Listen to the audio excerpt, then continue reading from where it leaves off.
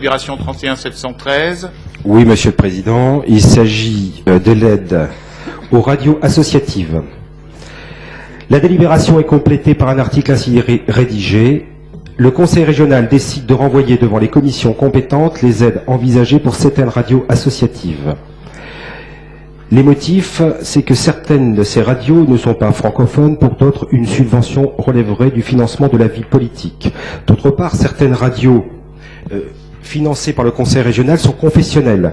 Et chaque vendredi, on a droit à des prêches plus ou moins enflammées sur ces radios. Il y a, je pense, dans notre pays, des règles et des lois concernant la laïcité. Je remarque chez un certain nombre de conseillers régionaux socialistes, la loi et le respect sur la laïcité est à géométrie variable. J'en veux pour preuve la dernière déclaration de M.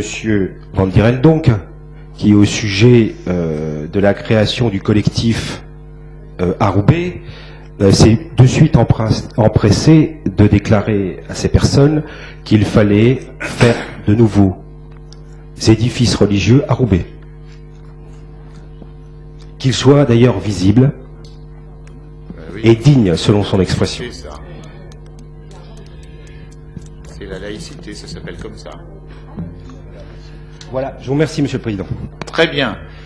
Je salue l'hymne à la laïcité de M. Van Dierendonck. Je veux simplement préciser sur les radios que nous ne les avons pas inventées, nous ne les avons pas triées.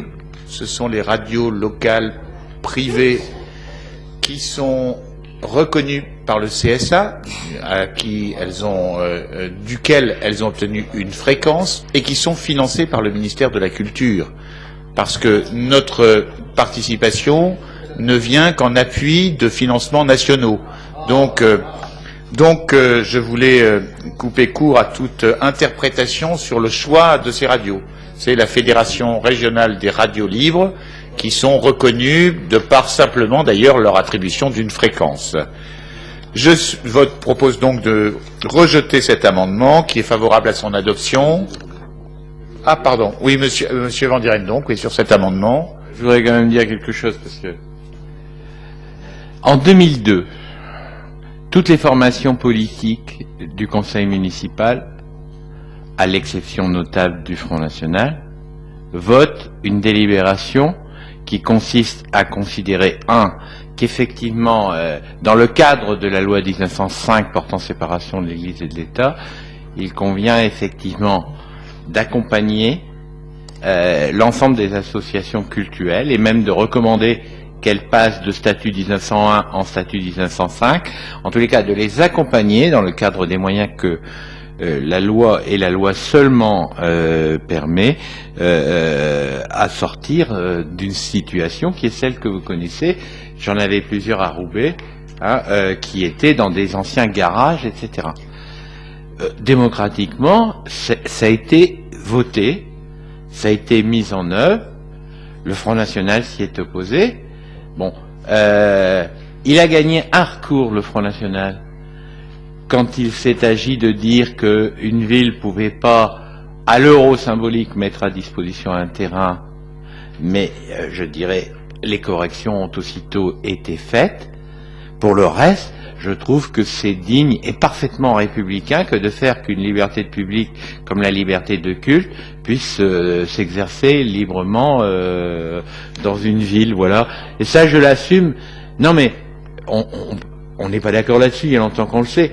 Mais je veux dire, je suis d'une sérénité à toute épreuve, puisque très sincèrement, sur ce point, je pense que il faut respecter l'ensemble des cultes et appliquer la loi 1905, voilà.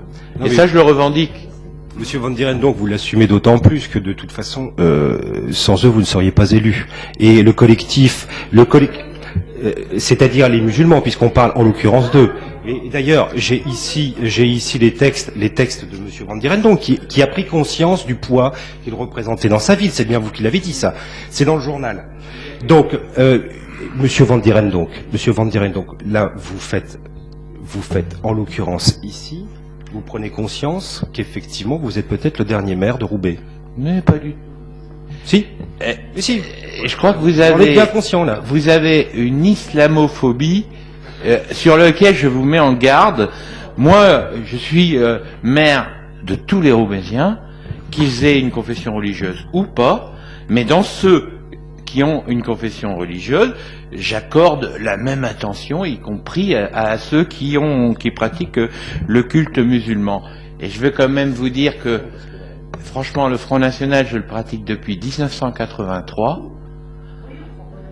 Mon honneur, c'est qu'il a toujours régressé depuis cette date.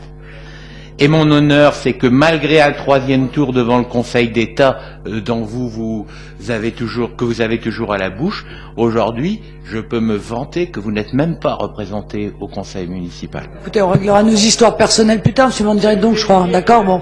Je vous interdis de nous accuser d'islamophobie, voyez-vous, parce que c'est une injure. Et en l'occurrence, c'est une diffamation. Voilà.